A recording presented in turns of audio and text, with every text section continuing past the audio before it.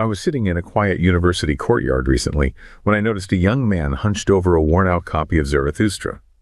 He was gripping the book so tightly his knuckles were white, and when he looked up, his eyes had this restless, feverish glow. He started telling me how Nietzsche's hammer had finally shattered every lie he'd ever been told. He spoke about the will to power and the Superman with a breathless, almost religious conviction, as if he'd just discovered a secret frequency that made him vibrate on a level far above the mediocre crowds walking past us. He felt invincible, standing on a mental mountain peak, convinced that destruction was the only path to true greatness.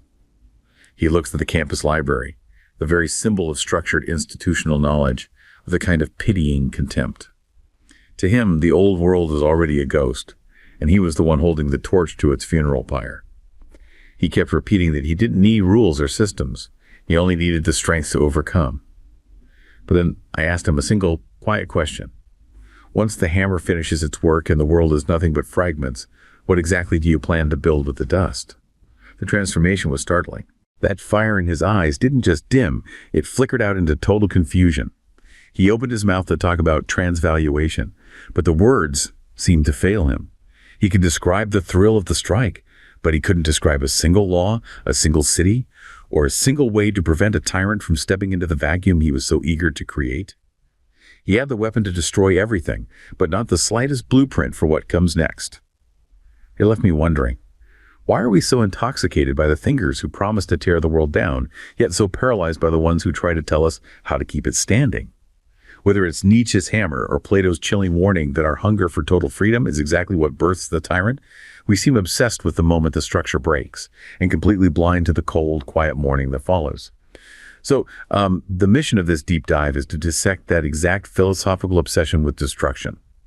For you listening, the objective here is to really examine the psychological and political vacuums created by all this intellectual demolition. Right, and to confront the profound and honestly often insurmountable difficulty of translating abstract, world-shattering ideas into practical, life-affirming structures. Because that requirement, like the need to translate the abstract into the practical, that's where the whole architecture of these philosophies gets tested. Yeah, and it's where it so often just completely collapses. I mean, a framework that gives you the tools for striking, but entirely omits the mechanisms for building. It places both the individual and the broader civilization in the state of, well, terminal vulnerability. It creates a vacuum. A massive vacuum. It opens up this vast, unmarked territory where unregulated forces just inevitably rush in to occupy the void. So to really dissect the mechanics of that vulnerability, I think we have to look at the psychological landscape it produces first. Like, let's go back to that student. Picture this, a sterile, neon-lit library at some prestigious New England university. It is well past midnight. The classic cram session. Right, exactly. So the harsh blue light of a laptop screen is reflecting in the exhaustion-rimmed eyes of a student, Julian. The air in the room is stale, thick with that quiet anxiety of hundreds of students cramming for exams. Sure. But Julian is completely detached from that anxiety. He's a star student, and he has recently become an absolute die-hard devotee of the concept of the Übermensch. As he sits there, the hum of the fluorescent lights overhead just seems to isolate him further. Because he's looking at everyone differently now. He looks around at his classmates, slumped over their textbooks, and he views them not with, empathy for their shared exhaustion, but with total unadulterated contempt. Wow. To him, they are the literal manifestation of the mediocre herd, the conformist masses that thus spoke Zarathustra warned against. And it goes much deeper than just mere arrogance, right? Julian is actively attempting to recode his own psychological pathways here. How so? Well, he spent months practicing this cold, calculated detachment. He's convinced that his intellectual and spiritual ascent absolutely demands the shedding of what the text calls slave morality. Right, the slave morality. Yeah, because within this philosophical framework, traits like compassion, humility, or even just the basic desire for communal harmony, those aren't virtues. They are insidious chains forged by the weak to restrain the strong. And he believes he's purifying himself by cutting those ties. But the physical reality of his life is in violent rebellion against that mental purification. Like, the manifestation of this relentless elitism is a suffocating, almost visceral isolation. Absolutely. It has physical symptoms. Yeah. When he's forced to interact with the janitorial staff emptying the bins near his desk, or even during weekend visits with his own parents, His hands physically shake. Yeah. He literally cannot make eye contact. Because he's adopted this grandiose vocabulary that allows him to feel infinitely superior in the abstract. Yes. But the process of adopting that vocabulary has violently stripped away the fundamental emotional mechanics he needs to simply exist as a human being in a shared space. It's tragic, really. The philosophy has ceased to be a tool for self-discovery and has just calcified into a psychological fortress. He is trapped behind his own walls. And the breakdown of that fortress, the moment the vacuum is truly exposed, is inevitable when he's confronted with genuine, unscripted human suffering. Which happens in the dorm room, right? Right. So that breakdown arrives on a random Tuesday night. Julian returns to his dorm room. It's cramped. The radiator is hissing loudly, and his roommate, who has just been buckling under academic and personal pressure for months, is sitting on the floor experiencing a severe hyperventilating mental collapse. Just completely falling apart. Completely unspooled. He's sobbing, and Julian just stands in the doorway. He is completely paralyzed. His entire adoptive philosophy has trained him to loathe weakness, to view raw suffering as a failure of the will, something that simply must be overcome through individual power. Because the philosophy offers absolutely no mechanism for solidarity. Right. It provides this extensive vocabulary for dominance, for rising above, but it contains zero architectural plans for descending into the valley to actually aid another person. So as Julian stands in that doorway, the whole will to power thing is suddenly revealed as entirely useless. Exactly. He cannot conceptualize a single reason to reach out, nor does he even possess the empathetic reflexes to just sit on the floor and hold his roommate's hand. He realizes in the blinding clarity of that moment that he has molded himself into this higher man who is completely devastatingly powerless in the face of raw human vulnerability. He's standing in an icy vacuum, and his ego is literally the only thing left in the room. To understand the mechanics of how Julian engineered his own paralysis, we need to completely deconstruct the idol he is worshiping here, the concept of the Übermensch. Yeah. The absolute foundation of this concept is the declaration that God is dead. But we have to be clear, this isn't just a basic statement of atheism. No, it's way bigger than that. The death of God is a metaphor for the total collapse of the Ptolemaic moral universe. For centuries, the Western world operated on an external objective value system, primarily Christian fulfillment, that promised an eternal reward in another world. So it rendered physical, earthly life as secondary, just a waiting room for the divine. So when that external scaffolding collapses, it doesn't just mean people stop going to church. It means the objective basis for declaring any action good or evil dissolves instantly. And without that external divine guarantor of truth, this massive epistemological vacuum opens up. And that vacuum demands what the philosophy calls a transvaluation of all values. Because if the values don't come from the sky, they have to come from the dirt. That is the core directive. Yeah. The transvaluation requires the creation of new, entirely life-affirming values generated out of the individual's own will. The Übermensch represents the hypothetical human ideal who successfully navigates this. This figure grounds meaning entirely within the physical, temporal, and often brutal realities of human existence on Earth. Entirely abandoning the comfort of otherworldly promises. Yeah. But the way that ideal is communicated changes everything. Like, the translation history of the word Übermensch is a perfect example of how an idea can be completely mutated before it even reaches a student like Julian. Oh, the translation history is a critical point of failure here. Yeah, if we look back at the early 20th century, the translation choices fundamentally altered the trajectory of the philosophy in the English-speaking world. Definitely. In 1909, you had a Scottish translator named Thomas Common who translated the term into English as Superman. Which is such a loaded word now. Well, and it was loaded then, too. This choice was not made in a vacuum. It was heavily influenced by the cultural lexicon of the time, specifically George Bernard Shaw's 1903 stage play, Man and Superman. Right. Shaw was actively embedding his own Fabian socialist and subtly eugenicist ideas into the cultural consciousness. So by adopting Superman, Common inadvertently tethered a highly complex German philosophical concept to the baggage of British Edwardian social theories. And obviously it gets worse as the 20th century progresses because Superman eventually becomes inextricably linked to the comic book hero. Right. Like you hear Superman today, and you don't think of internal psychological transvaluation. You think of a guy in a cape flying over Metropolis, utilizing overwhelming physical force to win binary battles of good versus evil. Which is the exact opposite of the philosophical intent. And this is why, in the mid-20th century, the scholar Walter Kaufmann initiated a massive pushback against the common translation. Kaufmann was writing in a post-World War II American context, right? Yes. And he saw the urgent need to detoxify these texts. He argued forcefully for the translation Übermensch. Kaufmann recognized that the English prefix super failed entirely to capture the profound internal dynamism of the German prefix über. Wait, how exactly does über function differently than super in this context? The German prefix über carries complex connotations of continuous transcendence, of excessiveness, of overflowing a boundary.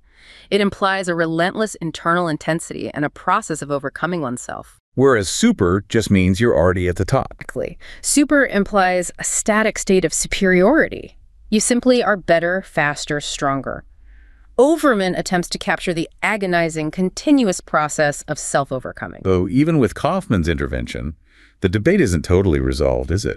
Some linguistic scholars argue that a translation like superior humans is actually more faithful to the original German context, acknowledging that the author did, in fact, believe in a strict hierarchy of human worth. Regardless of the exact translation, the terminology remains highly volatile. It is uniquely susceptible to being weaponized by individuals seeking a sophisticated license for arrogant superiority. Which explains Julian perfectly. For a young mind sitting in a high-pressure academic environment, feeling simultaneously small and overwhelmingly stressed, this volatile terminology is deeply intoxicating. It speaks right to their insecurities. Right.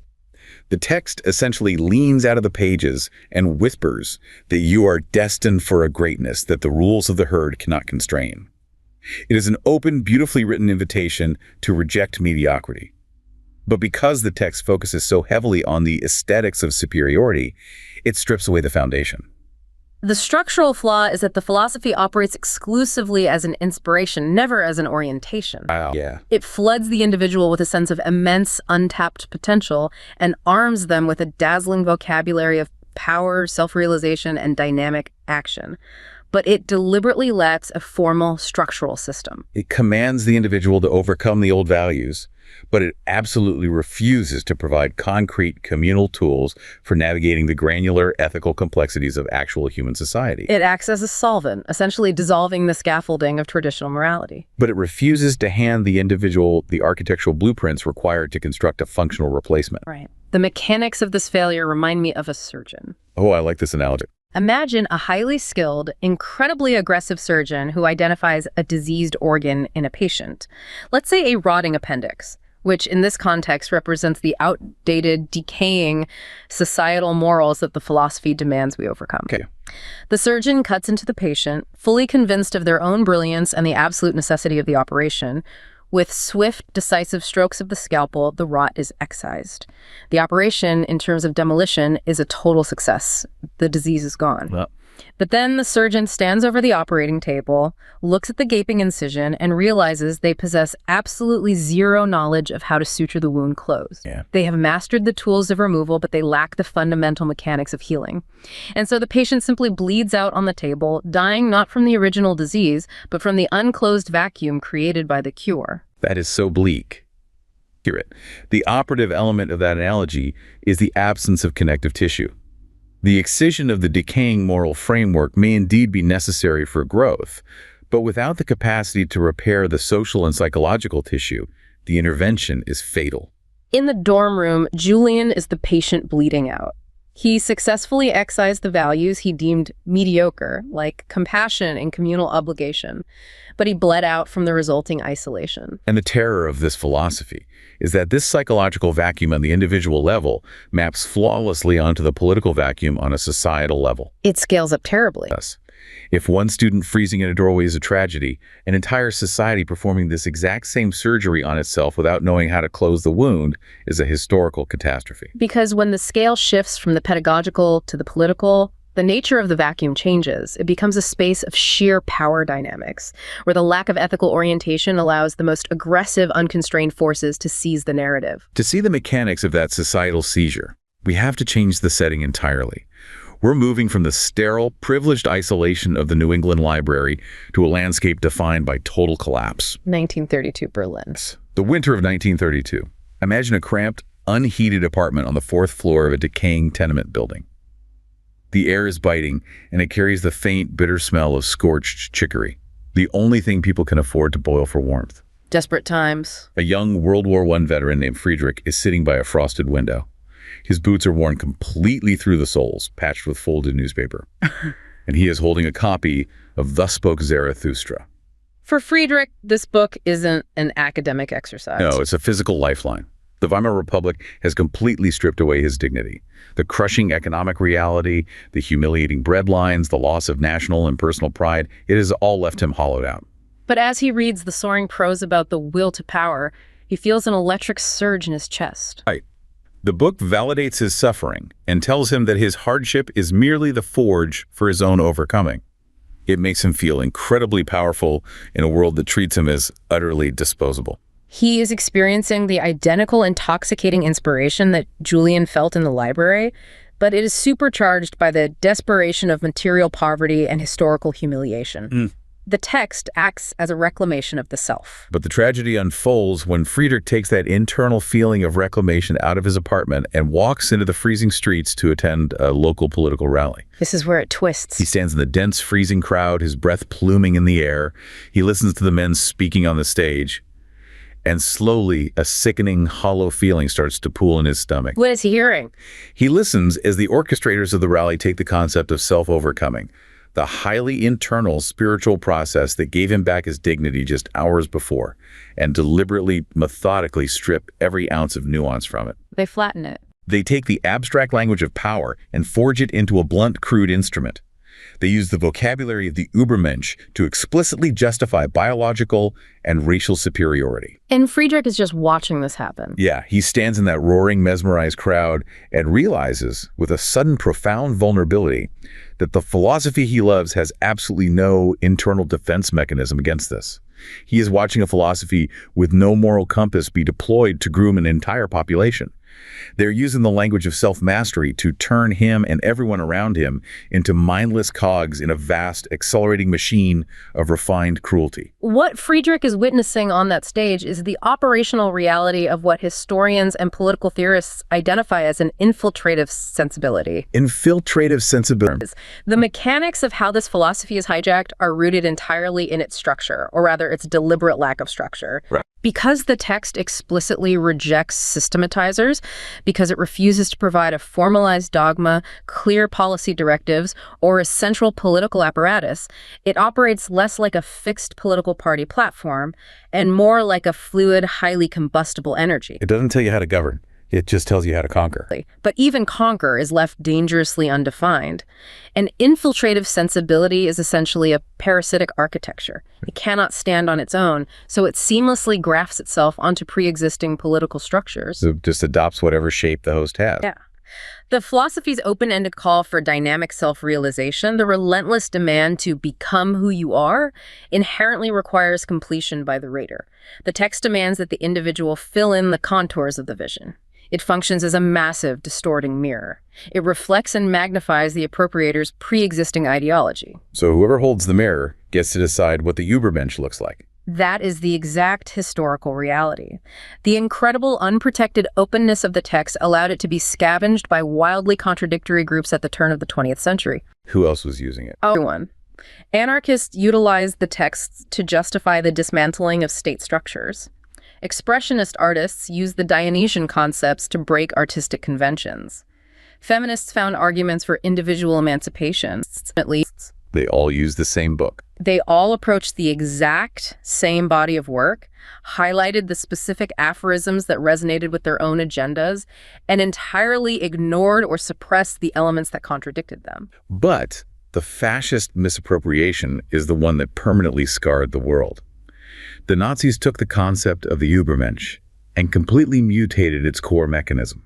It went from an individual psychological, spiritual struggle for self-mastery to a violently biological imperative. The transvaluation of values was twisted into the creation of a racial masterclass. And the horrifying, inevitable mechanical consequence of defining a biological Übermensch is that it necessitates the creation of the Untermenschen. The subhumans. Yes.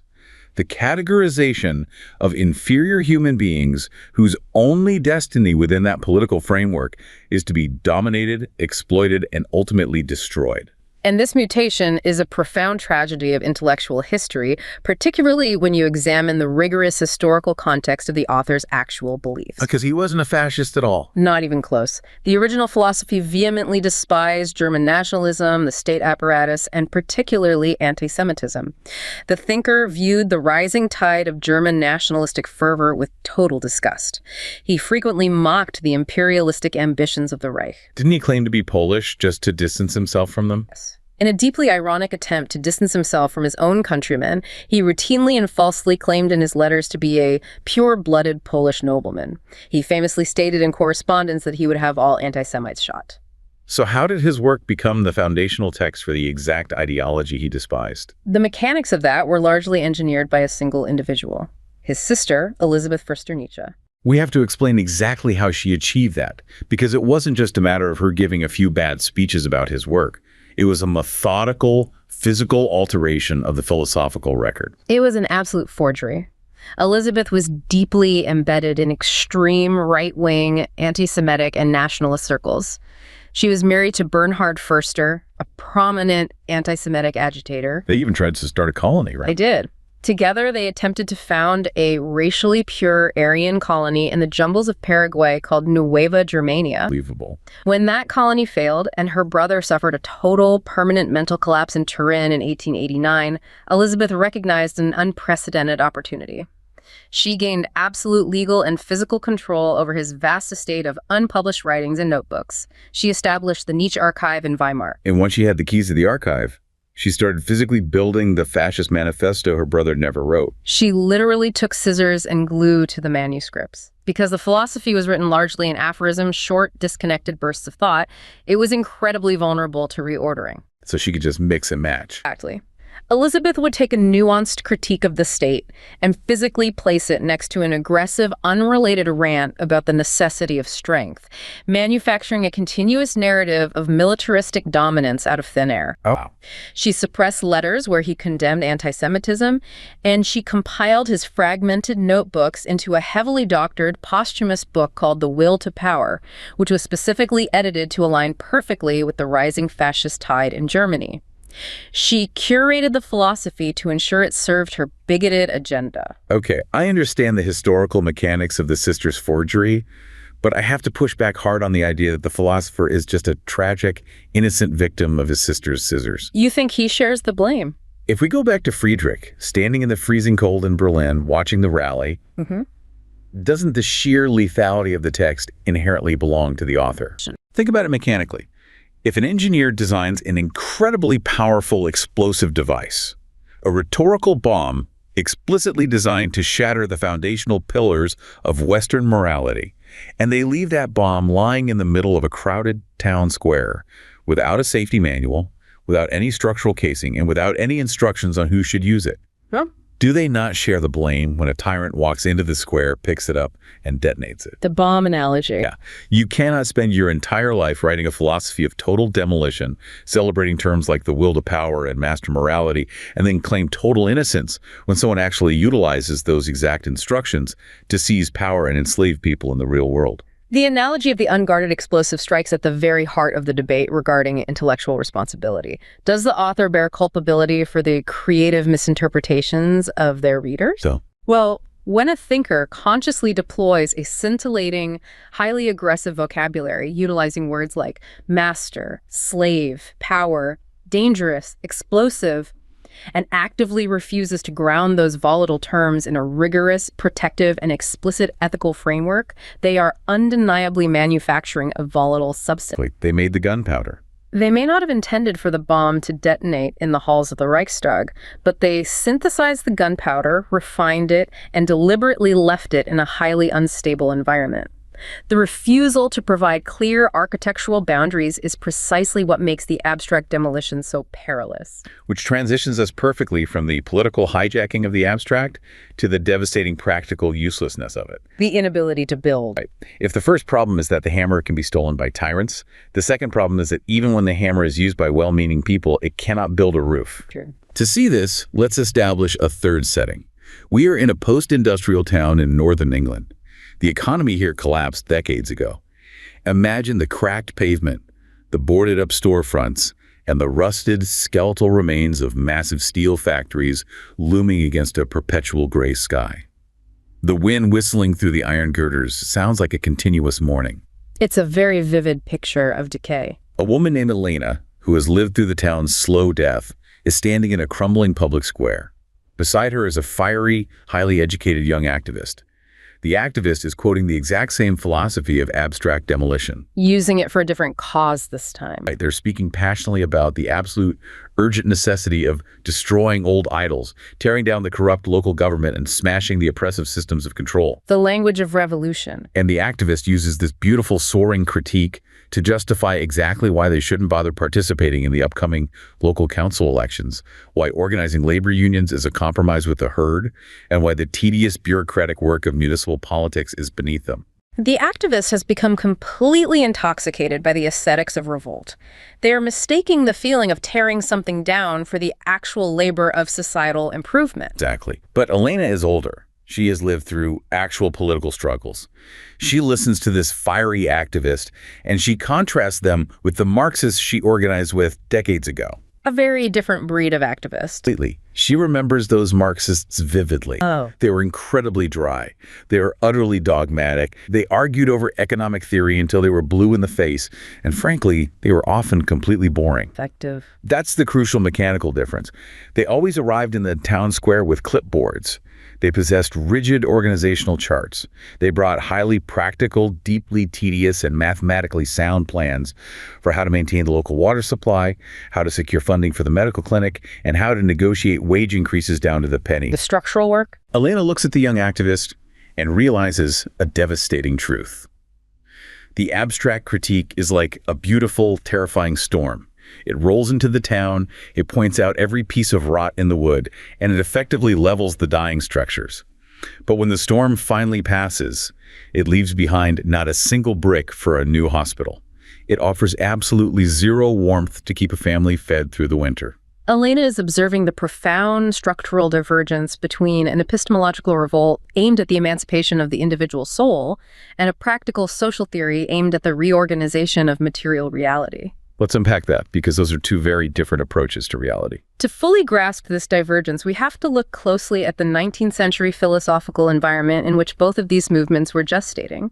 Both the abstract philosophical critiques, like the one the activist is quoting, and the practical social theories, like Karl Marx's, were reacting against the dominant intellectual paradigm of the Enlightenment. Right. Specifically, they were rebelling against the Enlightenment's vision of the abstract, rational, Kantian subject. Let's break down the Kantian subject, because that is the engine driving this entire revolt.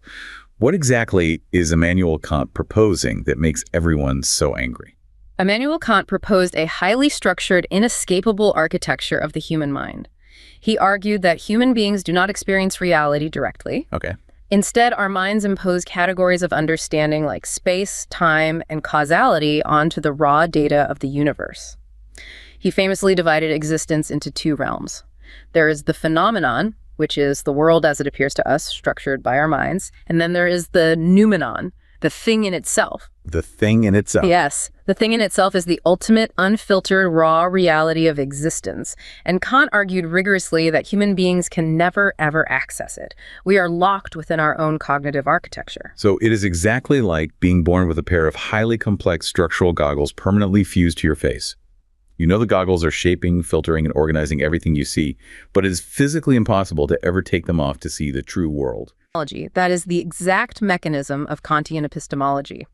The goggles are reality for us.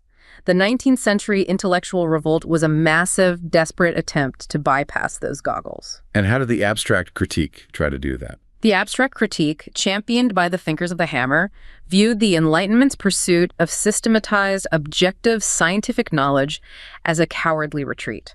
It argued that building these massive rational systems, these goggles, is just a psychological defense mechanism designed to hide from the chaotic, dangerous, terrifying reality of existence. This is where the conflict between the Dionysian and the Apollonian comes into play, isn't it?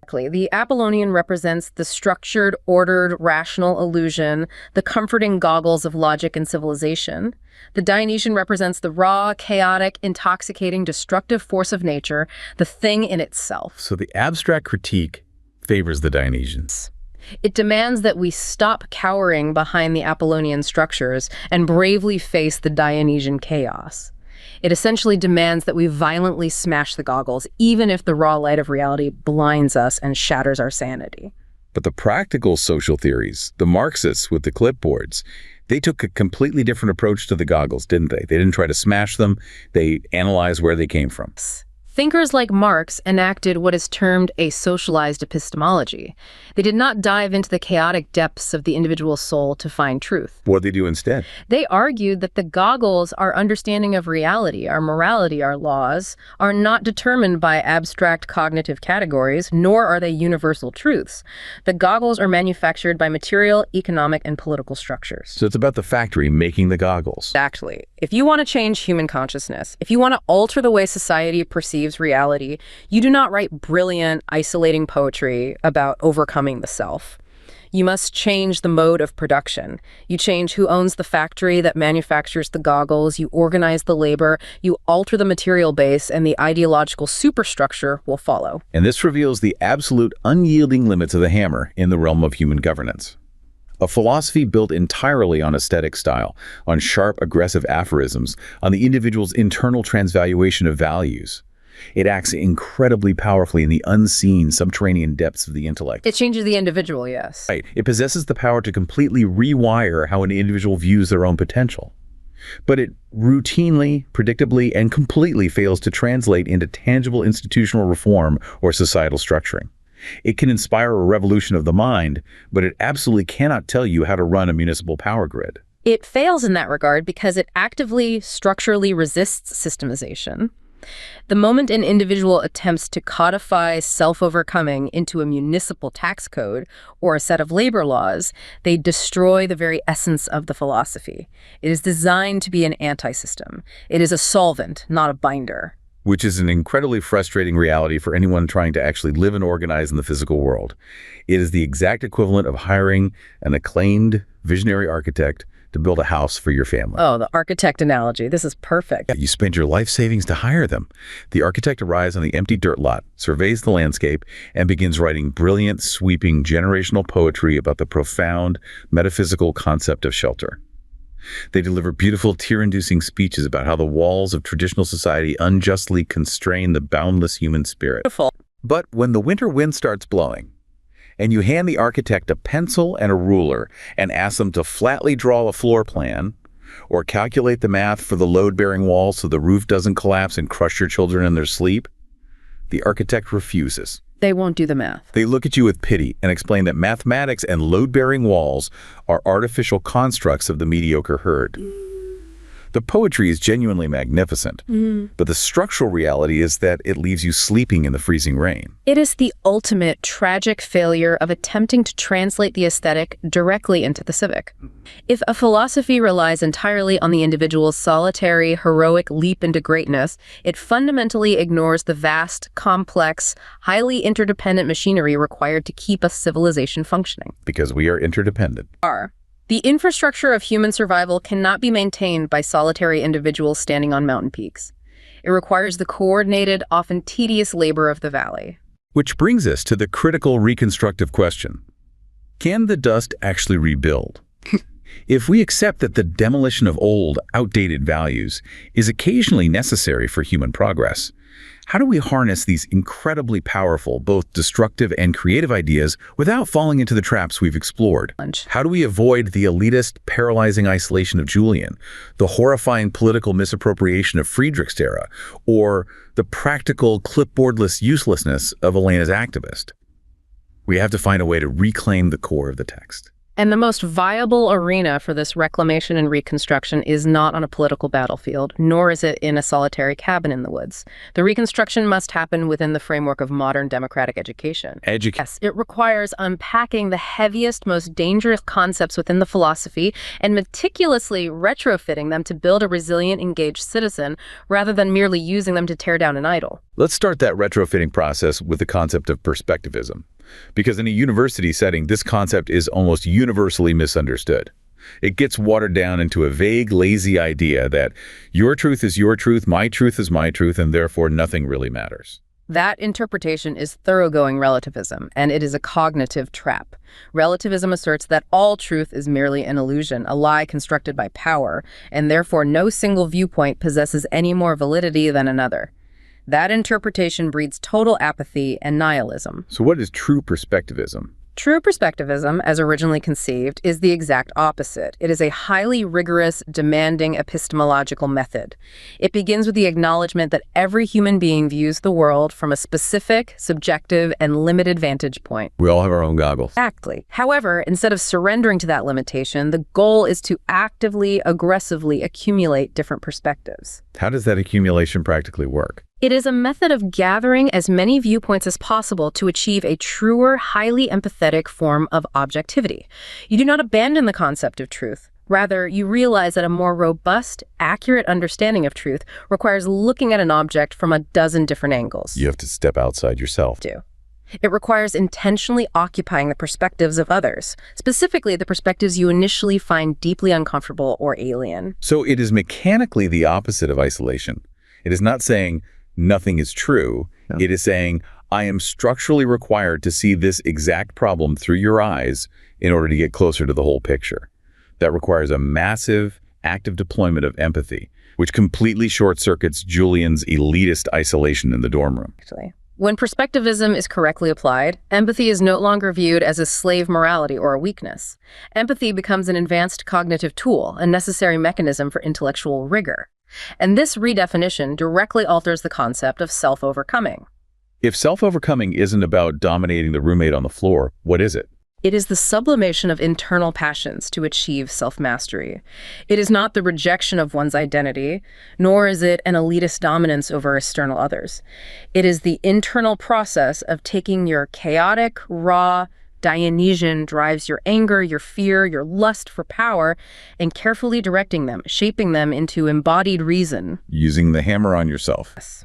You use the hammer not to smash the state, but to sculpt your own psyche. You overcome your own laziness, your own deeply ingrained prejudices, and your own instinctual desire to take the easy, dogmatic way out. But the text also constantly references the order of rank. That phrasing sounds inherently dangerously hierarchical. It sounds indistinguishable from an argument for a political aristocracy where the strong naturally exploit the weak. How can the order of rank possibly be squared with the environment of a democratic classroom? It is undoubtedly the most challenging, abrasive concept to reclaim, but modern educational philosophers offer a highly compelling structural reinterpretation. They argue that within a pedagogical context, the order of rank is not a blueprint for political exploitation. Yeah. Instead, it operates as a partially egalitarian vision, based on the foundational idea that every single human being is entirely unique and irreplaceable. A robust culture, a genuinely healthy society, functions by maximizing the unique potential of all individuals. But without the cutthroat competition. Right.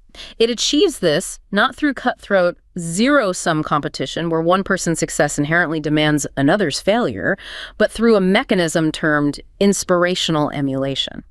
The mechanics of inspirational emulation seem crucial here. How does it function without breeding resentment? It functions by shifting the focal point of ambition. It means looking at someone who has achieved a high level of excellence, a great artist, a brilliant scientist, a profoundly compassionate community leader, and instead of feeling the corrosive sting of jealousy, you feel a surge of inspiration. You want to rise to their level. You emulate their striving. You do not attempt to become a carbon copy of them, but you use the immense gravity of their achievement to slingshot yourself forward, pushing to achieve your own unique, incomparable highest potential. That reframes it completely. It does. In this light, the order of rank isn't a rigid, oppressive caste system defined by birth or biology. It is a fluid recognition of different levels of self-mastery, utilized specifically to inspire the entire community to elevate itself. Which brings us to the ultimate poison that destroys that exact system, the force that constantly threatens to pull the entire structure down into the mud. Resentment. Yes. Resentment is the psychological core of the philosopher's critique of modernity. It is a French term used to describe a deep, festering, often entirely subconscious feeling of profound inferiority. It's like a sickness. This inferiority ferments over time into a highly reactive, vindictive revenge against a world perceived as hostile. It is the driving force behind what the philosophy calls the slave revolt in morality. How does that actually play out in a person? It is the psychological mechanism of looking at someone else's excellence, beauty, or power and wanting desperately to tear them down simply because their existence highlights your own perceived inadequacy. It operates by labeling whatever is powerful or excellent as evil and labeling its own weakness as good. So it doesn't build anything. Oh, it is a purely reactive, negative, consumptive force. It builds absolute nothing. Its only function is to destroy the excellence it cannot attain. So if resentment is the acid that dissolves the foundation of a society, what is the antidote? How do you practically build a person out of the philosophical dust who is structurally immune to that acid? The ultimate dual mechanism for building out of the dust is active self-definition paired with the cultivation of amor fati. A love of one's fate. Yes, a profound, unconditional gratitude for reality. This is not a transactional gratitude. It is not saying thank you because you owe someone a debt or because you received a gift. It is a fundamental, powerful, almost aggressive stance toward life itself. Embracing the hard parts too. Exactly. It is the cultivated ability to look at existence with all of its inherent suffering, chaos, tragedy, and unfairness, and entirely affirm it. To be grateful for the immense friction of living, because the friction is the exact mechanism that allows the individual to grow. It is an active, joyful, unyielding embrace of reality, completely free from the desire for revenge or the wish that things were somehow different. I hear the mechanics of that, and conceptually, intellectually, it is beautiful architecture, but I have to push back on the operational reality of it. Is this concept of emulative harmony actually realistic? Is telling an entire society to just engage in inspirational emulation rather than cutthroat competition, basically asking the lions to politely applaud the gazelles? That's a tough... We're talking about human beings. Yeah. You're governed by deep-seated insecurities, brutal economic pressures, historical grievances, and genuine scarcity. How does this abstract, highly elevated educational goal survive the immense, grinding, often violent friction of real human politics and resource scarcity? The friction you are describing is the exact point where the pedagogical experiment collides with the political reality. It is a profound, perhaps insurmountable challenge. The transition from the classroom to the state is fraught with failure. Because the real world is messy. The lions and the gazelles do not easily sit in a circle of mutual admiration when resources are finite. Achieving this requires a level of cultural maturity, deep psychological resilience, and continuous self-regulation that is historically incredibly rare. It demands that the individual remain constantly, exhaustingly vigilant against their own deeply ingrained capacity for resentment. It is a labor that never ends. Which forces us, ultimately, to pull back the lens to the macro level. If keeping the individual soul from collapsing into the gravity well of resentment is an agonizing daily labor, what happens when we zoom out to the survival of entire civilizations? Because a city, a nation, an empire, it isn't just a collection of laws written on parchment or a series of buildings made of stone. No, the physical structures are merely the symptoms of the underlying condition. If we draw upon the ancient foundational dynamics of the city-states, we see clearly that a city is fundamentally an invisible psychological agreement between the governors and the governed. An invisible agreement. It is a shared, continuous belief in the legitimacy of the structure. The laws themselves are merely an instrument. Consider the laws as a lyre, a finely tuned musical instrument. The lyre itself is entirely neutral. It only produces harmony if it is played by someone who possesses the proper art, the necessary wisdom, and the correct, virtuous intent. And when that intent begins to rot, when the elite become corrupted by their own power, or when democratic excess and an unquenchable, absolute thirst for boundless liberty dissolve all authority, all shared responsibility, and all civic duty, the music simply stops. The strings snap. The invisible agreement breaks. And the breaking of that invisible agreement is the exact mechanism that creates the vacuum. That is the moment the tyrant is birthed. We see throughout history that the internal collapse of the human soul, the slow creeping descent into mass resentment, civic apathy, or unchecked narcissistic ego always directly precedes the external collapse of the city. The inside rots before the outside falls. The physical walls of the civilization only fall to the invader after the psychological walls of the citizenry have already crumbled into dust. And so we return to the ruins. We return to the dust left behind by the swing of the hammer. Imagine the sun setting over an ancient, crumbling academy. Long, cold shadows stretch across the cracked stone, falling over the ruined structures of a civilization that simply couldn't sustain its own internal weight. Those ruins stand as a silent, unyielding testament to the undeniable truth we've been circling this entire time. Tearing down a world, shattering the old idols, striking with the hammer, reveling in the chaos of the collapse is the thrilling, intoxicating work of a single moment. But keeping a civilization standing, maintaining the fragile invisible agreement, and building a shelter that can actually weather the relentless storm of human history, that requires the agonizing, relentless labor of the soul.